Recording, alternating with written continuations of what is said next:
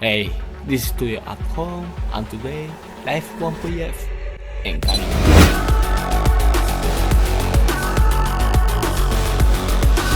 I'm going to talk about autofocus when you are recording video with the camera. In this case, Live 1.f, you can get more precise control over what you are focusing. You can move it over most of the picture area, just simply tapping the screen and dragging with your finger. Additional controls, tracking sensitivity, you can adjust how the focusing system is going to respond. Lockdown is telling the system to try to preserve focus on the subject.